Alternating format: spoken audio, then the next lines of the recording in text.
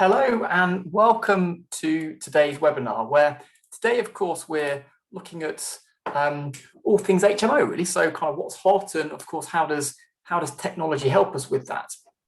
And of course, to help me kind of answer these questions for you today, I'm delighted to say that I've got Matt Baker with me. Hey, Matt, how you doing? I'm very well, thanks. Great to be back, Paul. Absolutely. Welcome, welcome. So Matt is an investor developer. He's got his own training company and mentorship. He sort of helps people with HMOs. And he's the co-founder of a business called the HMO Platform, and also his kind of investment company, which is Scott Baker Properties. So welcome, Matt. I suppose, Matt, just kind of before we kind of get into the sort of the main sort of thrust of today, what is it about HMOs that sort of excites you? What is it about that that's kind of so racy for you? Well, racy. That's probably the first time I've thought about being racy with HMOs. But there's two main factors. The first one is generally the cash flow. So this is why I was very much attracted to HMOs as a strategy when I kind of started developing properties about 6 years ago. Very much started with buy-to-let, and then very quickly decided that actually that wasn't going to get me where I wanted to be. Then very quickly went into HMOs. So that was the first thing, obviously the financial reward. And I've got some examples of how well that can perform shortly. And then the second thing is actually, for me, I'm very driven by bringing people together. So as before property, I was very much a musician, especially a musician. I'm a pianist. That's quite a lonely instrument. So I really kind of got into the flow of being a musician when I started working with other bands and ensembles, and it was bringing those people together in a collaborative way where the output was greater than some of the parts. That really floated my boat. So when I got into property, the fact that we could bring people together into an amazing space within a shared house, then it just makes sense, because we can have such a positive impact on those people's lives. Something which I'm very passionate about, and that we would call co-living, I think is the word that we use now to describe the community that you can create within an HMO. Amazing. So let's get into the kind of content. I suppose sort of first off, what's the kind of stuff you're seeing at the moment, and sort of in terms of HMOs, what's the kind of the trends at the moment? So I've got some slides. Shall I yeah, please. Yeah. So I've lost you there. So basically, first of all, these are some of the types of properties that we've done in the past. And you can see a lot of them are very standard houses. Some of these are actually offices that have been converted and developed into HMOs and doing commercial conversions, etc. Something that we love doing. All of our new deals are commercial conversions, which will end up being HMOs and co-living. But having been in this market now for kind of five years, we're seeing some trends, and we're seeing some things that have happened. And also in the last year, especially with COVID, we're seeing quite a lot which has changed to give us a real insight into the market, and we do need to know what's going to happen moving forward. So I've identified 5 trends, and I'll dig into this property a bit later on, but identify 5 trends which were on the way, but COVID's just accelerated it massively. So the first one is in having self-contained washing facilities. The self-contained flat with cooking, etc. People aren't fussed about that. It's more the ability to wash and have a facility which isn't shared by lots of people. And I think that's just a bit of common sense, really. But en suites and off suites. So having a bathroom in the room, or a bathroom which is for the sole occupier of the sole use of one room, maximum 2. But over the last year, we've seen a massive increase in demand for rooms that have en suites. They just fly off the shelf, rather than other ones which stick a little bit longer, which aren't so desirable. Now, the second thing I've seen is this thing which I've dubbed outspace. This is a space where people can go outside. So again, we've had a year of being locked in, which we're now coming to an end of. Fingers crossed completely. And the outspace. Don't jinx it, Matt. Don't jinx it. We're banking on that. Touching everything. Yes, exactly. So having outside space. You don't need to have lots and lots and lots of it, like sprawling gardens, but a nice yard where where you can put a barbecue or just a bit of decking or some chairs, so people can use that outside space. We've had some amazing weather last year. I think we've got some good weather in store this year. Just having the ability to have fun outside of the house, but we're still within the home, I think is really important. And we're seeing that really well designed garden space coming through. And in space, the opposite of out space, so space inside the property. That's the third thing that we're seeing. So over the last year, people have been locked in HMOs, and they've realized that there are other people milling around. So it's not just them. And they're starting to talk to people. They want to have a space where they can have a chat, where they can watch TV together, where they can eat together. So more inside communal space is so important. Larger rooms in general, because people are spending more time at home. The work from home is on the increase. So space in a room to work, but also space outside of the room to work. So some of that in space is all about creating a bit of work life balance where people are going to be working and living in that house. And then just service, like tenants are getting more and more discerning, so they want a good experience. And why shouldn't they get a good experience? Like in any other business, you would put your customer at the heart of your decision making. You would be delivering an amazing quality service if you're doing a good business. So why wouldn't you do that with your HMOs? So service is something which is really high on our agenda, and to the extent that we've even now set up our own nationwide management agency to manage co-living properties called Co-Home, which can deliver that service. But anyone who's managing it themselves or using an agent, I'd be looking at what is their quality of their service and how can that be improved to make sure that those tenants are going to stay longer, which obviously has then a positive impact on your bottom line. So that's what I'm seeing in the market, Paul. Yeah. This is it's interesting, isn't it? It's kind of just that, I suppose it's that sort of, I suppose it's almost it's that flight to quality, isn't it? I guess is kind of is the thing. It's kind of better inside, better outside, en suites, and those kind of bigger rooms and stuff. It's kind of the stuff you want to live in yourself, I guess, isn't it? So yeah, cool, interesting. So it is, and well, just to follow on from that, you mentioned quality, and it's about being. You noticed on the last slide that 5%. So being in the top 5% of a marketplace is where you can deliver this, and where you have very few issues with tenancies, with people moving on. So you're attracting people to your property, and then they stay for a long period of time. And this is a nice little graphic which I wrote, which I created for the book, where basically we're looking at a highly commoditized marketplace, which is what the HMO marketplace is in the middle. But when we get to the top 5%, we end up with properties that have quality design, so they look good, they're nice to live in. Quality space, which we talked about, that in space, the out space, the larger rooms, and then quality service. So that sums it up. So if we can be in the top 5% of those three, that's where you want to be if you're going to be operating in the HMO marketplace today and moving forward. Yeah. Interesting. Really interesting. So I suppose what does that mean then in terms of numbers and things like that? How does that translate? So we've got this is a property which I briefly passed over, which is the image of that double fronted was an insurance broker's office. Actually, let me just go back that one there.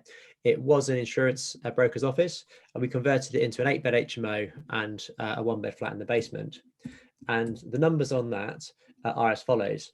And you can see that I've got a few different scenarios.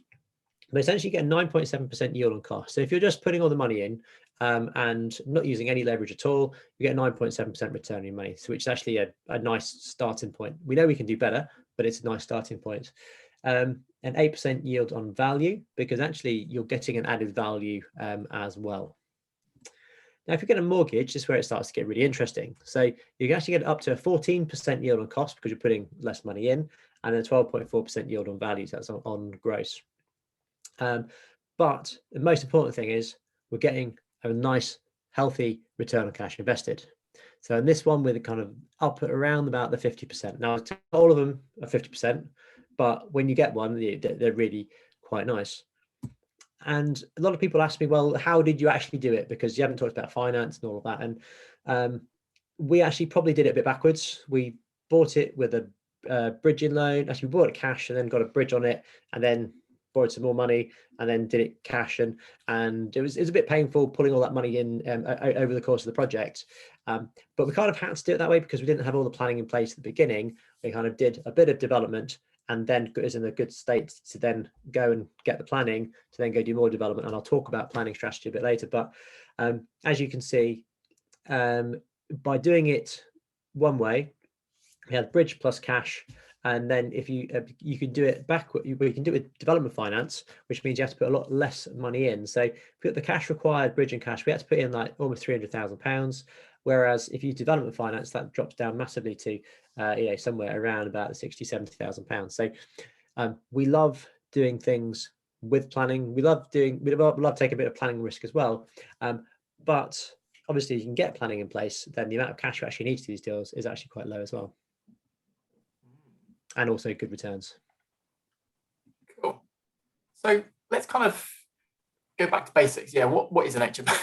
let's be really clear. There's so many different kind of standards and like that. Kind of planning terms. What is it? So an HMO, as you say, the answer you get to this question depends on who you're asking. So if you go and ask the licensing department, they'll say, well, an HMO, I care about it when it's got 5 more people in it. If you go to building regs, they'll give you, well, different building regs officers will give you completely different answers. But the key thing, which I think is quite important, is to think about the national definition and the definition for planning, because planning is getting harder, and I'm going to show you this in a moment. But the national definition of an HMO is an entire house or flat which is let to 3 or more tenants who are not from one household. So basically 2 households with 3 or more people in that who share facilities. And that's the national definition. Now, when we go to planning, they basically take that national definition and call it, if it hits that definition, then it becomes what was called a C4 use class. Now, with a use class system, anything which is under the C use class is a residential dwelling. And the C3 is not, the majority of the properties in the UK are C3 because they're just houses that you would live in, your family home. As soon as you put in that third person from a separate household, it then becomes planning use class C4 or a small HMO. Now, as soon as you want to put 7 people in there, it requires a planning application, which puts it into sui generis, which is what I call the dustbin of planning use of use classes, because it doesn't mean anything. It means in a class of its own. So a large HMO is 7 or more people. Now, when you're doing these large applications, they care about cycle storage, parking, and bin storage. So you can start to see why space becomes quite nice to have, because it means you can start ticking boxes when it comes to planning policy, which is important. So an HMO for planning essentially is it's the C4, which is 3 to 6 people, and then sui generis beyond. But we love going beyond because that's where we can get that massive added value that I showed you in those numbers previously. Well, that probably answers that question, doesn't it? In terms of what's an HMO. I guess it does. However, that's quite technical. There's another answer, which I think is kind of, we've taken that technical definition. Now let's take a definition which is a bit more airy-fairy, but it's actually more and more important, which is this. And before we go through that, let's look at an evolution of HMOs and see why we get there. Because there's an old way of doing HMOs, and there's a new way of doing them. So the old way, I took these photos from the front page of Spare Room. Spare Room is the portal where the majority of rooms are advertised.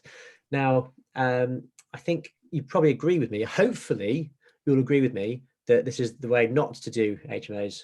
It's actually yours, isn't it, Paul? This one. This one isn't ours, actually. Ours is a bit worse than that, actually. But the new stuff we built was better than that. The stuff we didn't build that we kind of tweaked and refined. We have still got one with wood chip wallpaper. We're fixing that, but we still have got some wood chip at the moment. So yes. Yes. Well, good luck with that one. Yeah, quite. So go down there with a hammer and chisel and get it off. But anyway, so so this is how I would suggest not to do HMOs, which is cheap laminate, like these brown curtains. I don't know where they're from. TV not on the wall. And if this is a photo to advertise your property, there's no dressing there. Does that look appealing to you? Do you want to go, oh, look at that room? No, I don't think so. Kitchen quite brown, and it's very much the old school. Now, if we evolve a little bit more. And this is just an evolution through our portfolio, actually. The one on the left was my very first HMO. This I thought was really good at the time. It was about 5 years ago we did this. It's quite a small room. It's a small double in there. But you know, it was the time when grey feature walls were all the rage. So I chose the grey. It's quite a dark grey. I just went down to B&Q and picked off the grey from the shelf. I was like, yeah, I'll do. I went to a well-known furniture supplier, landlord furniture supplier, and I said, well, I'll have that pack, please, and I'll have that feature colour, and we'll just put it all together. And I was like, yes, excellent. I've learned how to do HMOs. Tick. And to be honest, in the area, we were doing really good quality stuff, and these rooms filled really quickly. The HMO officer absolutely loved us, and yeah, these rooms are still full to this day. However, they don't fill as easily as some of things that we've done more recently. So if we go to the right, this one, it was our third HMO. This one is, the rooms are slightly larger, still en suite. You can't see it, it's behind you. Again, we have used a landlord furniture supplier here, but we've now got a desk in there. The grade a little bit more muted. So I had a bit more input from someone else on the design. So it's looking a little bit nicer. However, if we start to think a bit further forward now, at this point, we've now got an interior designer that we work with. So this is probably like our 7th or 8th HMO, where it was a commercial conversion at a mixed-use scheme. So this is a 4-bed HMO. So that communal space there is for 4 people. You've got a place where they can eat together. You've got a sofa and a chill-out space. You've got a table behind where the photographer's standing. And they just look a bit nicer and they feel a bit nicer to be in. And then you just move forward to the types of things that we do now, like really kind of nice, bespoke, like this is supposed to be loft living, or this is loft living in South Manchester. So that is evolved very much through design. But actually, if you go back to the question of what is an HMO, it's something which has to have that quality space, quality design, and quality service, where someone, and if I liken it to this, like to Apple and PCs. So back in 1998, all kind of PCs were created equal. They were these beige boxes, and you've got Dell, Hewlett-Packard, Compaq, all competing for this marketplace, which is highly commoditized. And what you find is that profit margins go down and down and down. Then in 1998, out comes Steve Jobs with this beautiful looking, you know, see-through, colorful, you know, all in one box. It just works. You turn it on, it works. You know, on the PC, you've got all these floppy disks and, you know, all the stuff you've got to plug into it to make it work. You've got to understand MS-DOS and all of that. You know, I'm sure everyone listening is far too young to remember what MS-DOS is. You definitely are. Well, no, I remember it well. Yeah. So, but then out comes, okay, this iMac G3. It's called something different. It's no longer called a computer. It's an iMac. It stands out from the crowd. They've created their own marketplace. This is exactly where we need to be, in that top 5% space design and service as HMO landlords, to create something which stands out and then always attracts your ideal high value customer, who will always love going home.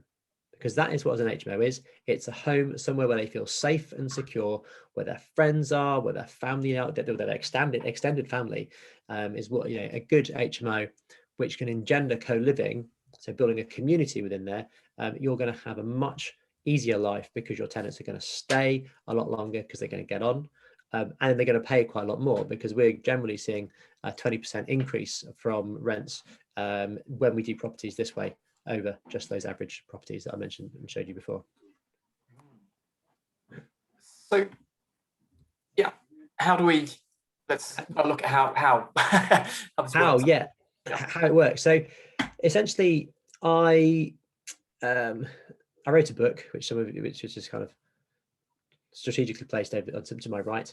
And when I made that decision to write a book, I was thinking, right, how can I make it simple to follow a process in creating what we call next level HMOs? And what is the kind of person who owns and has a portfolio of next level HMOs? You know, who is that person, and how do we get to become that person?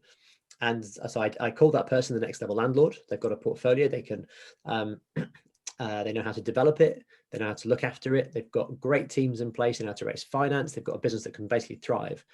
And so I came up with these 5 principles, which are on your screen right now, called the tenant first method of focus, insight, the ability to review and deliver projects, running a business with a service-led approach, and then having a business which will thrive. So those are the 5 steps. And it's a lot more, as you can see, than just about the property. Property only features on there probably a couple of times. There's a lot of thought that goes behind it to identify the property, to source them, but in order to know where to do it, how to do it, what types of properties to buy, we need to understand our target demographic and those areas. So there's a lot of thought goes behind it. So yeah, in the book, which I'm very grateful to say was an Amazon #1 bestseller. Excuse me. While I have a smug drink of water. No, well, no, it was very surreal to hit that, but yeah, very grateful to congratulations. Thank you. Just recently, actually. So and I'm getting amazing feedback, loads of amazing reviews. I'm just showing of actually how those steps applied or can be applied, and how we've used them in our portfolio. So and then and we show others how they can apply it in there. So essentially that tenant first methodology, if you put the tenant at the heart of everything you do, HMOs just becomes easy. A lot of people are put off HMOs because they think it's too hard, and you know what, it is hard, it's getting harder, but if you have the tenant first method in mind, then obviously it gets easier for you guys that can do it right. Totally. I guess one of the things that I've always struggled with sort of historically with HMOs has been sort of around valuation of them. So that's always been kind of quite tricky, really. So how does that kind of fit together then? So yeah, it is a common question. It's like, oh, can I get commercial valuation on that? What does that work? People assume that commercial valuations of properties are the holy grail. They're the thing that's going to solve all their problems. And you know what? It can, and it can have a massive impact on your end value, and especially when you can maximize a property and get the most out of it, and do it in such a way which is appealing to an investor to buy. Then you'll get that value at the end. So I'm just going to run through a basic kind of rule of thumb of how and when you will get commercial valuations. So essentially there's a few ways of identifying commercial valuation. It's called end value or GDV or done up value. As a developer, we call it gross development value. I think a lot of people in the room are probably developers of some shape or form, or aspiring developers. So GDV we use. There's your standard bricks and mortar valuation, which is the value of that property as a house. So it will be traded by you to another investor or another family home, but it's only ever going to have that intrinsic value of what all the other houses in the area are selling for. Now, some banks will give you what's known as a hybrid valuation. Now, this hybrid value is where they will say, well, we know that you've got this house, it has some intrinsic value, but there's an extra value in the fact that you've managed to take a house which, if it was rented to a family, might just bring in £500 a month, and you've turned that into £2,500 a month. So there is extra value to that. So by selling it off, so if you think it in the bank's shoes, if they're going to sell it off, they can say, well, actually, an investor might buy this because it's already done, and they can just buy the cash flow. So they give you a bit of a premium, but they're not going to give you what is going to be a full investment valuation or full commercial valuation, because you could just take the house next door and do the same thing. But especially when you're in the majority of areas in the UK which don't have an Article 4 direction to stop you from going from C3 to C4. So if we just take a trip back in memory lane to a moment ago, we talked about planning permission and having a house called C3, small HMO called C4. That change of use between C3 and C4 generally is permitted development. You can just do it back and forwards as much as you choose.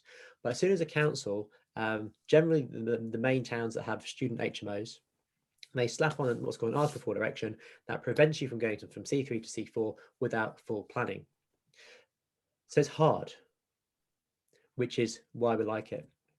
But first of all, if we do have that C3 to C4 change of use in a non-Article 4 area, we're going to buy a property, we're going to spend some money on it, we're going to make it unrecognisable as a family home, And therefore, a bank's going to come in and say, excellent, this is an investment property. We're going to give you a premium price for that property. And quite often what they'll do is just say, well, you bought it for 100 for this price, spent this amount on it, so it's worth that A plus B. This is exactly what happened on one of ours. We bought it for 105, refurbed at 65, revalued 170. It's a 5-bed all-en-suite property. Houses on that street still sell for about 140. So as you can see, it is a premium. And so you get that valuation. Now, the other way, which is what we love to do, so we always work out our commercial valuations at the end because we always go through planning. Now, for a commercial yield-based valuation, you must have that planning in place in order to get it.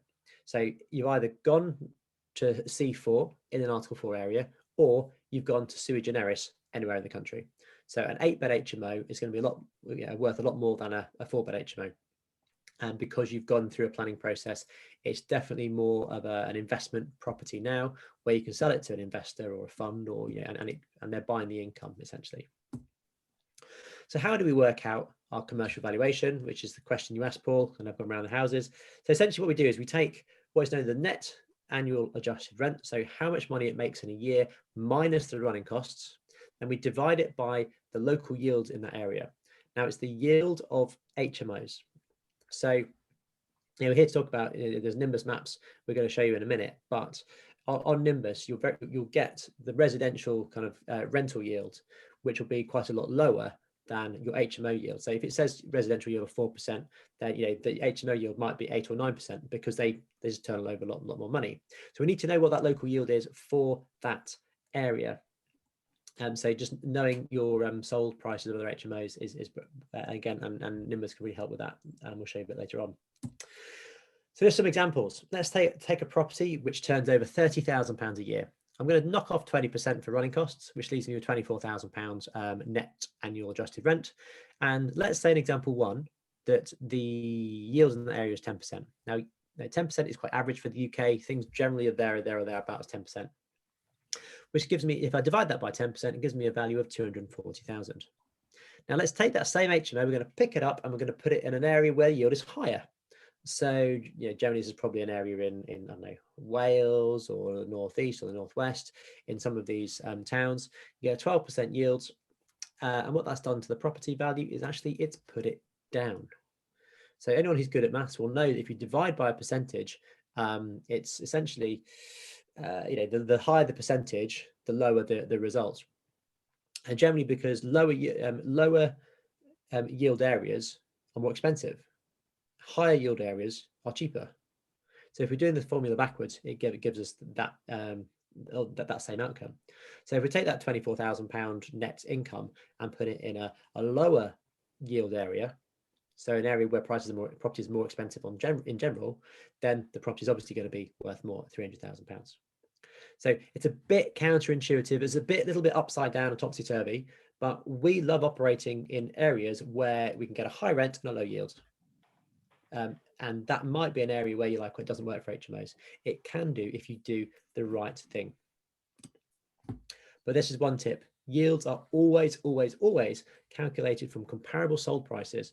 I don't know about you, Paul, but do you know anywhere we can find out comparable sold prices easily? Might do. Yeah, Nimbus might be able to help with that. That might be one of the reasons I built that. Yeah, absolutely. Yeah. So this going back to this property again, which is the commercial conversion that we did from insurance office to 8-bed HMO on the ground first and second floors, and we did a 1-bed basement, 1-bed flat in the basement.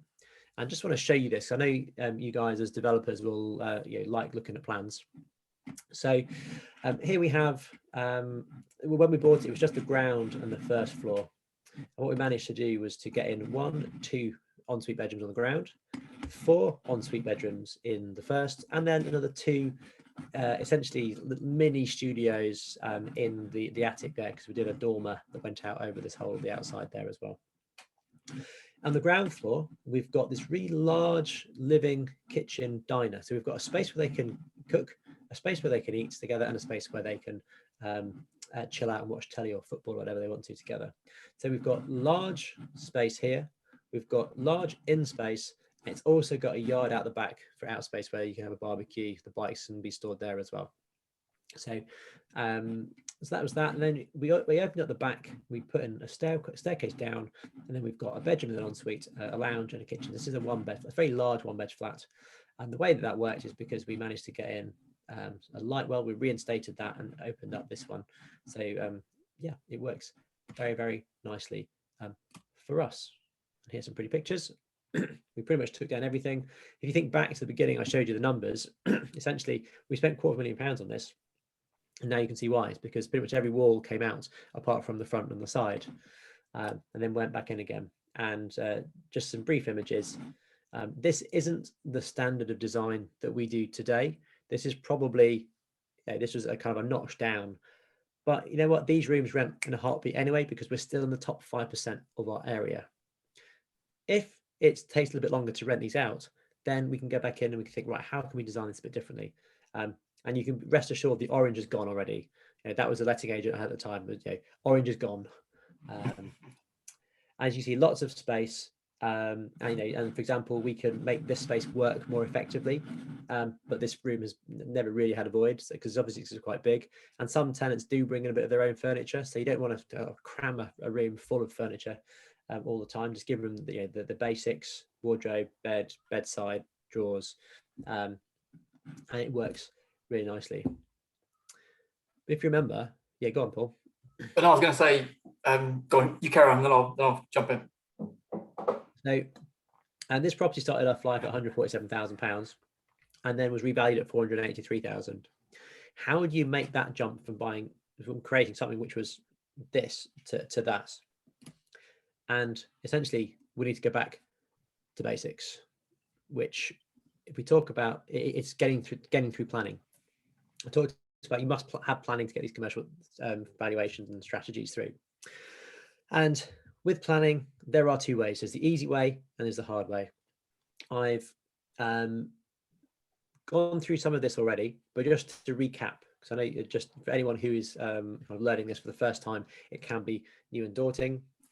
And for some of you, don't worry, the hard way is coming. But the easy way is essentially just do small HMOs. So you can go anywhere in the country that doesn't have an Article 4 area and take a house and convert it into a 4 or 5 or 6 bedroom shared house. And the only thing you'll need to do is comply with licensing requirements and potentially building regs, depending on what works you do to the property. So that would be the easy way of doing your HMO. Matt, kind of, licensing is the thing that you just do. You make sure you build it in line with the right, right sizes, right circulation space, kind of shared space and that sort of stuff, and you just get it, isn't it? It's kind of tick box kind of thing. It is. So there's very clear guidelines on most councils' websites. Sometimes they're a bit more awkward to follow, but generally, if you apply the licensing criteria, then you'll get it. The great thing about HMOs, well, HMO officers, is that they like working with people that want to engage. So if you call them up and have a conversation with them, they'll generally tell you what they want you to do, and may even come out and help you by going around the property. Granted, it was a lot easier when there weren't so many properties to be licensed before they brought in mandatory licensing for all 5-bed HMOs and above. But a good council will be able to guide you on that. But when you take into account licensing and planning and building regs, and to get the next level HMO like output from what you create, someone once said to me, it's like trying to shoot an arrow into the middle of a target, or the bullseye of the target, where you've got all these kind of moving things in between you, and you've not just got one. You've got that's planning, that's licensing, that's building regs, and then you've got the demand and all that other stuff. There's all sorts of things you've got to get right, and to get it spot on, you need to navigate all of those and still hit the bullseye. So it is one of the it is a harder property strategy to do than some, but that's why it's so rewarding at the end, is because you get that much better cash flow, and generally it's a quicker win for cash and income. Cool. So the easy way can also, so this is to kind of clarifies what we were just saying, but we can also take that easy way. So we've got to 6 people, and then we can put one more in. So we go to 7, which is sui generis. Now, what they will do then is just test the addition of one person into that house. So this is easier to do than if you're working in an Article 4 area. And they will also look at how many HMOs there are in that area, do a bit of a test of HMO density. Some councils have that ingrained in their policy, others don't, and they just use a guide of, say, like 10% within a 50-meter radius, which will give them a sense of how many HMOs there are. They don't really want to have loads in one area, because they like to have what they call a mixed and balanced community. So that would then be the easy way. Now, the hard way, which is what, as I say, we love to do because it gives us massive, maximum value, is either go from C3 to C4 in an Article 4 area, or go for a sui generis application. So we would always look for a larger sui generis application on any HMO we do, because we always go 6 beds, and we can always put 7 people in 6 bedrooms. But if you're going to go to 7-bed HMO in an Article 4 area, you're going to have to get to 6 first. So, for example, well, actually, you don't have to get to 6 first, but if you're going to go straight to sui generis, they're going to test a family of like 4 people, 2 adults, 2 kids, for example. And they say that's the house that it was before, and now we're going to suddenly change it. We're going to have 7 different households in that property. That's a massive change. It's harder for the council to say yes. So you've got to comply a lot with policy and get a lot of things right in order to do it. So some people in some scenarios, I would suggest go to C4 first. So you're going to go, right, I'm going to go from a house to a 5-bed HMO. And then later on, you can say, well, because a 5-bed HMO allows you to have 6 people in, then you go for that test from 6 to 7. So you could do it in a staged approach, and that will give you the result that you want. You have to do that, Matt, in sort of stages. If you do the stage approach, do you then go, there's a comment in the chat about, is it sui generis or is it sui generis? It kind of scone, isn't it, I think, in terms of, or potato. Oh, right. Yeah, I can't see the chat at the moment, but yeah, okay. I call it sui generis. Okay, cool. We just call it sui gen. Sui gen is probably the easiest thing, isn't it? So if we go, do you have to do any building works? If you go from C3 to C4, and then do you have to kind of actually implement that permission first, and then go from C4 to sui gen, or can you go? Would you kind of not just kind of get the principle and then go for the bigger application? So there has been case law which says you can't do the principle; you have to actually change the use. So operate it as a 6-bed HMO. But the thing as your operator or start on site. So yes, it's not a C4 HMO until you put 3 unconnected people in. Right. Okay. Still a home, so you can build it like it's a C4 HMO, but it's not a C4 HMO until you put people in. And this is a bit of a misconception. So you can build an 8-bed HMO as long as all the additions and changes are done using household or permitted development rights. Then nothing to stop you from creating 8 ensuite bedrooms in any family home. So you can do that. The change of use happens when you put the people in. So you might have 2 mates move in to start with. As soon as you move in the 3rd person, then it becomes C4, and then you keep adding people until you get to 6. And then as soon as you add the 7th person, then you're in sui gen. So that's essentially how that planning structure works. So having 3 mates renting out a flat in an Article 4 area is illegal. Right. Yeah. You'll be pulled up on planning enforcement if people found out. If the council. So Article 4 areas, how do we find out about those? We have put together, in collaboration with Nimbus, a very nice little map which you can go and download, and this tells you all of the councils that have an Article 4 directive specific to HMOs. Because an Article 4 directive is not just for HMOs, it stops any permitted development right. But what this does is it means that you can just go and see, well, does that council have an Article 4 for HMO? And it's just a bit of a quick reference guide. So you can go to bit.ly/Nimbus article 4 map and number 4, and then you can download that. And I think we'll probably send the link out afterwards as well, won't we? I was just thinking, actually, I'm just trying to get. I'm just realizing I haven't got the myself set up quite right for for today's session anyway. So I'm just going to go and put some bits and pieces together in the background here, because we need to go and put that into the chat for you as well, don't we? So we'll do that in a moment for you. So No worries. Apologies for that. So kind of the hard way then, kind of what does that mean, and kind of how do you achieve that? Well, the first way is to learn the rules. So for every area, you need to understand the policy for creating an HMO in an Article 4 area, or for going to sui generis. Some councils won't have a policy, which means it means there's no test to pass. So they're going to try and pick and choose other policies to test it against. One thing to do is then to go and search for other HMO applications and see what they've used, because we do want to try and comply as much as possible. Because if you comply, then you can beat the game. Because literally the council goes, do we want this HMO in this area, like the plans that have come through, and they have their checklist, and if you go tick tick tick tick tick tick tick, they can't say no. But there are some grey areas, and there are some policies which are not as clear cut as that. So there's policies which are called binary policies, where it's a very clear yes or no, and there are policies which are non-binary, which basically means that there's more subjectivity. So but you might get refused by a planning officer or a committee, but then that could be overturned on appeal by an inspector, because an inspector looks at it in more of a black and white way, whereas a planning officer, and especially a committee, is more emotionally driven and tactically driven by getting votes and being elected and all of that stuff. So just be aware. So that's what we do. And if you divert from policy, you have to have a very, very good reason to back it up. And this is where people come unstuck, is where they try and do HMOs where they divert from policy. So this is then when your attitude to risk as to whether you want to do an HMO with or without planning, or like buy and develop one. We generally do it because we are very confident in our ability to get planning at the end. We've got a great team that can help us ensure that we do. So yes, sorry, Paul.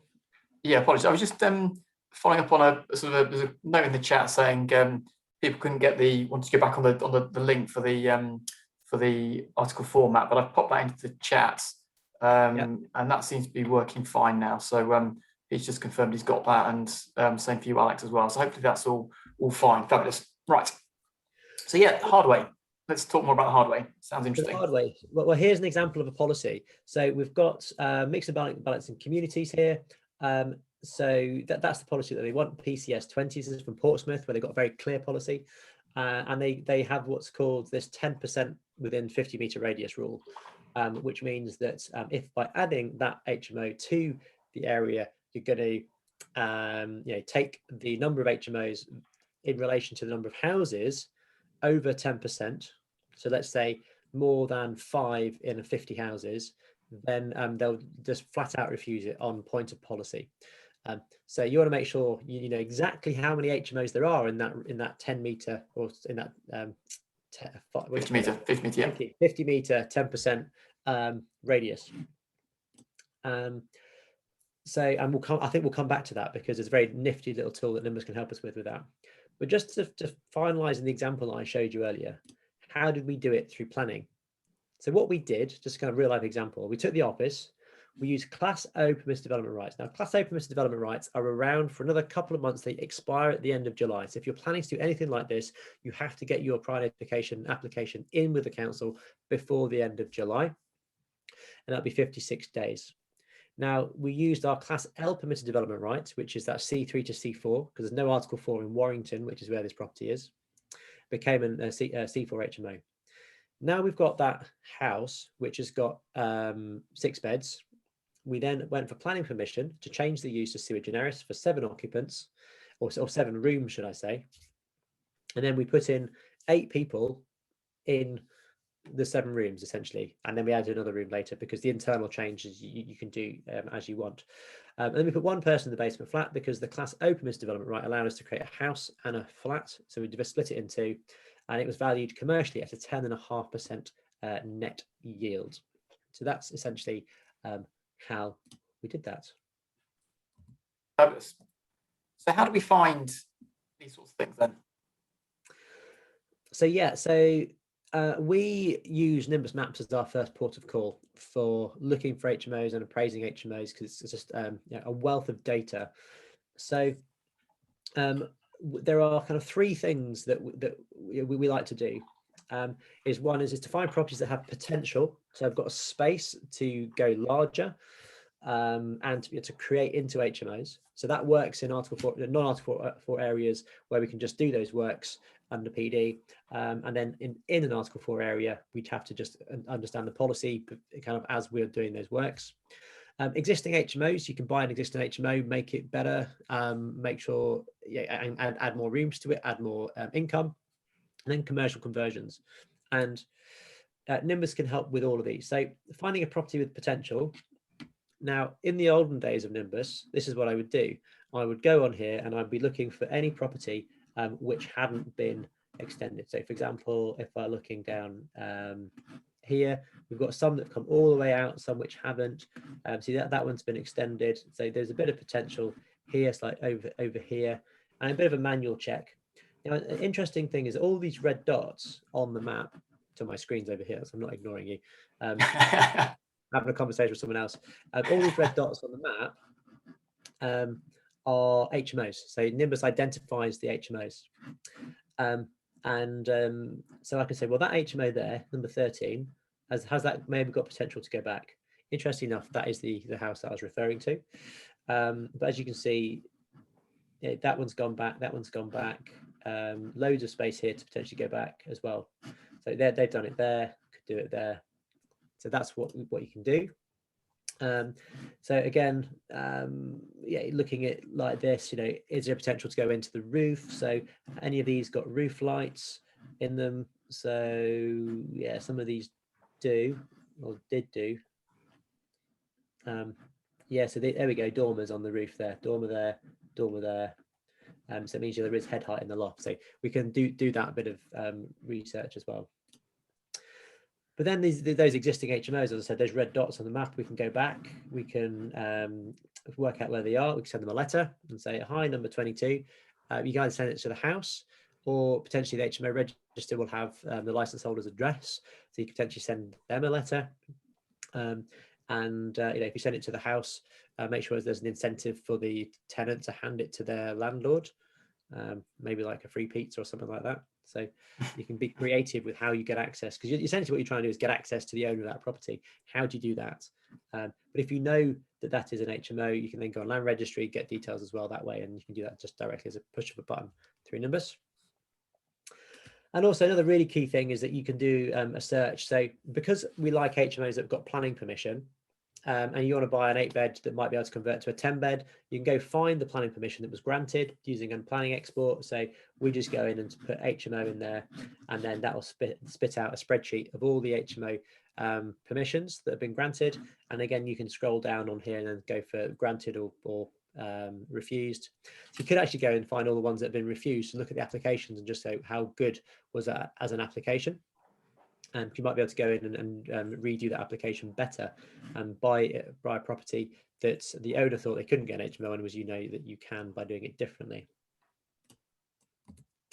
So that's kind of where I got up to, Paul. But as I said, that's the old way of Nimbus, but Nimbus has evolved a little bit this year as well. We've got a few things in addition we can do actually, yeah.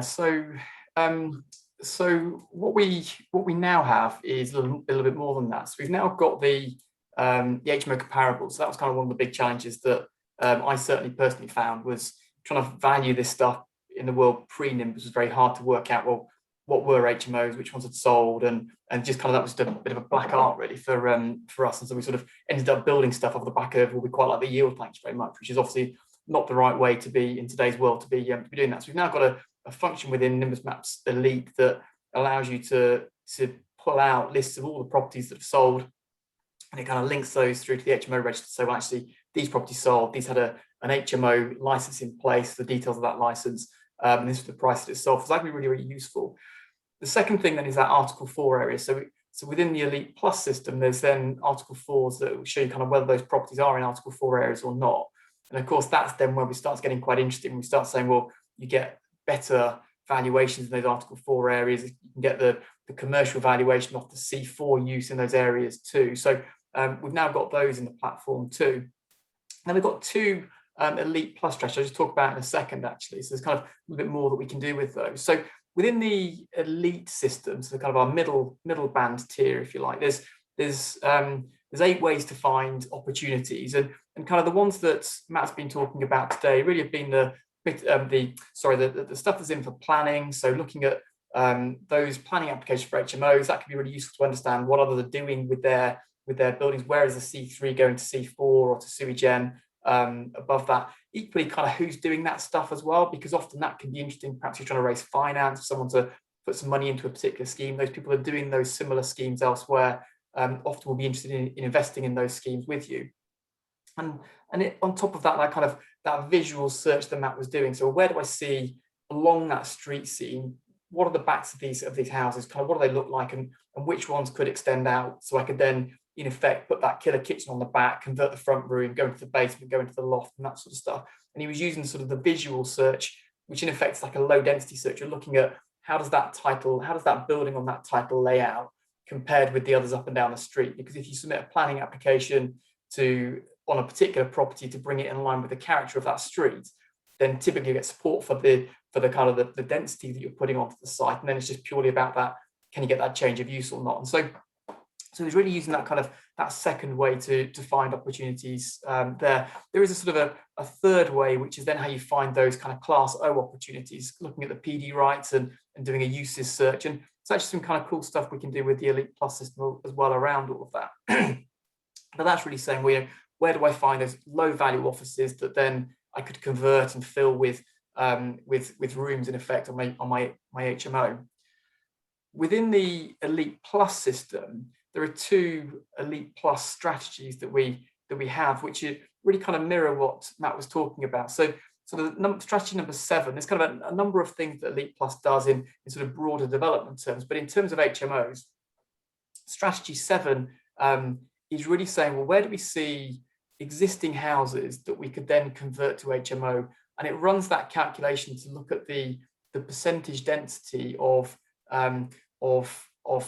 houses to HMOs within a 50-meter radius of that property, and saying, is that above 10% or not? If it's below that 10%, then of course converting that particular C3 house into C4 or indeed sui generis should then get support from the council, because the density is at a level where we're not going to create odd environments. And then strategy number 8 then is looking at purely the HMOs that are there and saying, well, actually, which of those then are kind of lower density than perhaps other properties on their street, and therefore will give scope to, as I say, put that sort of bigger kitchen on the back to kind of create that better space, and then free up space in the building for the extra additional letting rooms on the ground floor or in the basement again, and in the upper parts as well. And within all of that, there's an HMO overlay that plots all those little red markers on the map as Matt talked about, which you can click, and that will then show you details from the license to say, well, actually, this is a 5-bed HMO, this is a 7-bed HMO, this is a 3-bed HMO. So we kind of then can see how that all lays out sort of through the map in effect.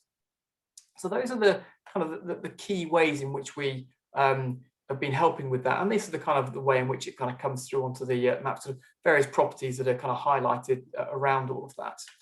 What we were suggesting we might do, Matt, is run another webinar on the 21st, which is Friday morning at 9:30, and sort of make that a clinic. So actually go off, find some opportunities, kind of show you how you can use Nimbus, apply some of this stuff that we've been talking about today, just in a sort of a live example, picking areas out at kind of random from the audience in effect, saying where do you want to search, and then going off and doing that. Here at Nimbus, we also offer a 14-day free trial of that Elite platform, which is going to give you the HMO overlay and the HMO comparables, and also the kind of those various ways to search for opportunities too. So if anybody would like to take advantage of those, I've got some links I'm going to pop into the chat in a moment, and we'll run a poll in a second as well. But before we do that, Matt, how can you guys have people kind of got questions and this sort of stuff? How else can people help? Yep, so the guys can book a one-to-one with one of our team, whereby we can go through how what we do in terms of helping clients build their portfolios. So yeah, you can book using that link there, which I think Paul, you're going to pop in the chat as well. I might have to get you to do that actually, if that's okay. I haven't got that link written down actually. In fact, perhaps I can get you to do that, Matt, if that's okay. In fact, what I'll also do is I'm going to launch a poll. So we're going to have some live questions in a second. going to give ourselves 2 minutes just to get ourselves ready for that. So in the meantime, what I'm going to do is I'm going to launch a quick poll. So if you'd like to book on the HMO clinic with us on Friday morning at 9:30, that first question's for you. If you'd like your 14-day free trial of Nimbus Maps Elite platform, that second question's for you. And if you'd like to arrange a call with the HMO platform, that third question's for you. We're going to take a break for 2 minutes to get ourselves ready for the Q&A session. When we come back, if you can look on your control panel, there's a raise hand button. If you've got questions you'd like to ask us, then just dig that out and click on the raise hand. And we're back in 2 minutes, and we'll come back and answer those questions for you.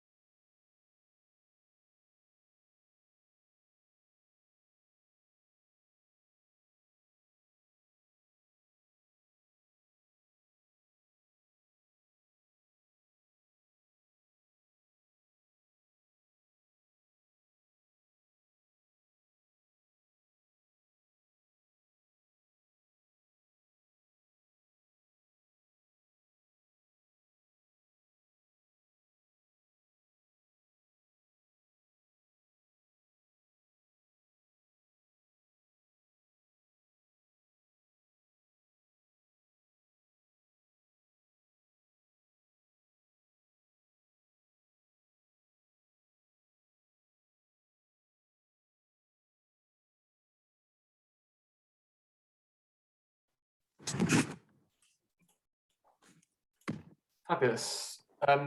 So we're good to go now. We just have a little look through the audience list actually, and Billy's on there, which I think Billy. So you're part of Matt's HMO Platform Mastermind, aren't you? And also use Nimbus as well, do you? Yeah, absolutely. Can you hear me okay? We can, yes. How are you doing? Good, thank you. Yeah, good. How are you finding firstly, I suppose, Matt's support, and how are you finding Nimbus as well? Is that being useful?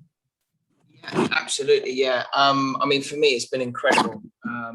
Yeah, really enjoyed it actually. It's yeah, I mean, just in terms of the strategy side of things with the HMO platform, Matt and Niall in particular. So just a bit of background on me. I started my journey, I hate to call it a journey, a property journey, but just the initial experience. So I started with the 2-day, when it was a 2-day with Matt and Niall in face-to-face. Then COVID struck and it went online. But obviously with my business partner, I wanted to get some more detail and basically get my business partner to also go through the kind of the training process as well. So we went through that for like a 6-week session, and then following straight on from that, I joined the mastermind. But yeah, in terms of the context, the information, the experience, I could, for me, I highly recommend it. It's fantastic. It's kind of a straight talking, no messing about approach.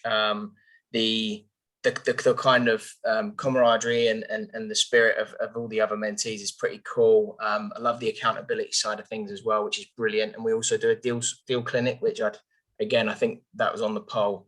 I'd highly recommend that. So we do as part of the mastermind one every 2 weeks. So in between the actual mastermind session, and that's, yeah, that is literally, that's like gold, because you get the opportunity to bring as many deals as you want. So yeah, I mean, for me, I would recommend highly the HMO platform and what Matt and Niall, Stockmaker Properties, are doing.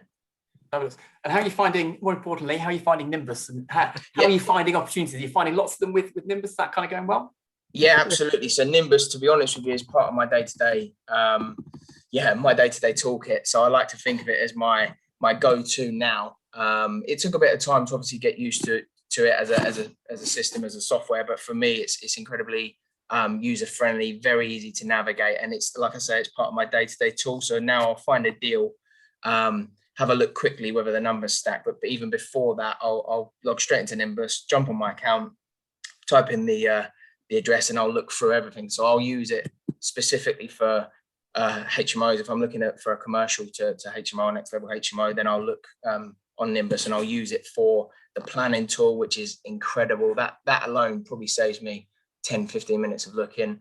And then I also look at the HMO, which I think is still in beta at the moment, but the HMO where it pinpoints the red dots on the map, which gives you a fantastic indication, especially if it's Article 4 areas. And then you can do the 50 meter radius, as Matt was mentioning earlier on. But yeah, it's definitely part of my toolkit, and I'll use it definitely moving forward. I don't know. I mean, just the time saving tool, it's incredible. So yeah, and obviously, plug in it, but I would, I'm recommending it quite honestly for you. And anyone listening as well, in terms of using it on a day-to-day basis, it will save you probably hours across a week, hours and hours of searching, planning portals, pulling the information together. So yeah, again, highly recommend using it. It's brilliant. It's well worth doing the 14-day trial if you've not used it previously. Fabulous. Thank you, Billy. So we've got a question here from Lloyd. Lloyd's just popped his hands up. Hi, Lloyd. I've just let's see if we can ask you to unmute. Hi, Lloyd. Hi, Lloyd. Can't get you at the moment. Hello. No. Maybe come back to Lloyd. May not have a So we've not got. So we don't seem to be able to get Lloyd to answer his question. And if anybody else got any further questions, and the way we take that is you can pop it into the chat if you want us to answer it separately, or if you want to look on your control panel, there should be a little raise hand button on the control panel. If you'd like to ask any questions, then you can do that. So Andrew's just popped into the chat and said, where did the 10.5% yield come from, and how was that determined / calculated, Matt?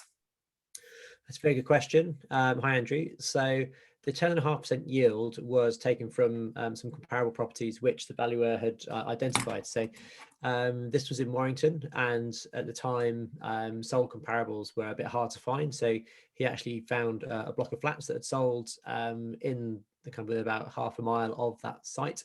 And also a large HMO closer to Liverpool and a large HMO closer to Manchester, and used those three properties and took the average of those, which came to 10.5% yield, which has stayed relatively static over the last 3 or 4 years in that particular area. So if you want to know how the yield is calculated, yield as a formula is calculated from the rent divided by the sold price. So if you take an HMO which sells for £500,000 and it turns over £50,000, and let's say that's the gross amount, then the gross yield would be 10%, because the rent is 10% of the purchase price. So that's essentially where that 10.5% comes from, and it's a bit more complicated than that. And the valuers can use a few different tools in their calculations. But as a general rule of thumb, if an HMO which is 8 beds sells for £500,000 and turns over £50,000, that would be a 10% yield. Fabulous. And then Ankery has said a question. So I've heard managing HMOs is harder work compared to single lets. Do you manage your HMOs yourself? Would you have a property manager or letting agent to manage those HMOs for you?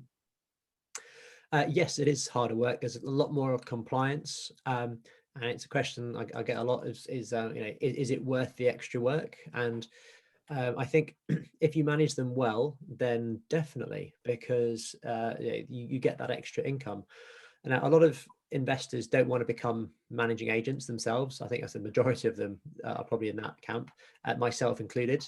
And then I went and set up a management agency randomly. But that's more because I have a level of service that I want to provide our customers, our tenants. So if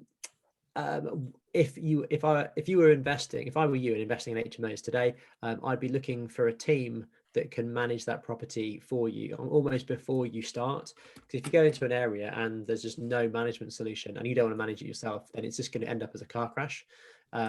So build the team around you first and foremost. And if you're doing it close to where you live, you might want to manage your first 2 or 3, but as soon as you get beyond that, then you probably want to have a management agent or a in-house team. So we were going to get an in-house team, but instead we set up a new business with some partners, and we manage HMOs, co-living HMOs in the Midlands, South Coast, and London right now, and we will be nationwide probably by the end of next year, in probably about another 10 cities. So we are an option for you if you're looking to if you're looking to do HMOs, but that's a conversation that we can definitely have offline, especially if you're thinking about growing your portfolio. Fabulous. We've got a question here from Peter Harris saying, for measurement distances, obviously there's 10% within 50 meters kind of calculation. Do you measure between property centre points or the nearest part of each property? So each council has their own nuance to this. So sometimes it's detailed in the policy, sometimes it's not, and you kind of need to ask them. It's only really an issue if you're close to the boundary of that 10%. So if it's going to take you to 10%, I want to know exactly how many HMOs there are and whether it's going to be included or not. Some will do it from the boundary line of the actual title plan, essentially. So once you're in the boundary, you're in the property. Others will do it from the like the nearest part. So that as soon as you get to the corner of the property, then that's the HMO. Others will do it from the kind of the centre point. I know Nimbus does it from the centre points. Yeah, it is the centre point of the property. Yeah, noted by Ordnance Survey, I think. Yes, yeah, it's actually the location of the letterbox actually, but yes. You get the location of the letterbox. So it's not a definitive answer, but it's definitely something to consider, but generally shouldn't be an issue unless you're really close to that threshold. Fabulous. There's a question from I think it was Andrew, saying it was after a recommendation for are there specialist HMO mortgage brokers out there? Is there kind of such that'd be a call, Andrew should perhaps get in touch and have a chat to you about that, or is there kind of specialist HMO brokers out there? Or yeah, I think so. I think it's probably worth just having a chat, but in terms of brokers, there are definitely ones to avoid when it comes to HMOs. I get inundated by LinkedIn requests from people who just tell me they're brokers, and I'm just like, it's just too much, because they're all going to the same banks at the end of the day. So you want someone who's got a great relationship with the banks that you're looking to work with. So we're talking your Shawbrooks of the world, Hampshire Trust Bank, we're talking Kent Reliance, Precise, all of these banks. They have a good positive relationship with those, and they understand commercial valuation. So I know some brokers that will say you can't get a commercial valuation, which is obviously not true, because we get them all the time. Others just don't like them. So yes, you can get them that specialize in HMOs, but they're also quite likely to specialize in commercial finance. So you'd be looking more at commercial lenders that do development finance, those types of brokers will understand HMO finance a lot more than your standard buy-to-let broker, and definitely avoid anyone who just does residential, who does a bit of buy-to-let on the side, because they just don't have the contacts. Fabulous. Well, I think looking at the question, I think we've covered the vast majority of that. So I think all that really remains for me to say is firstly, thank you, Matt, for your time today. Thank you for your help on a great presentation. Love to see you again, and we'll look forward to seeing you again soon. Brilliant. Thank you very much. Looking forward to the Deal Clinic on Friday. Absolutely. And then finally, a thank you from me. Thank you for watching today. Thank you for your support here at Nimbus. We'll look forward to seeing you again soon. I've been Paul Davis. We've been Nimbus Maps. We'll see you soon. All the best. Bye for now.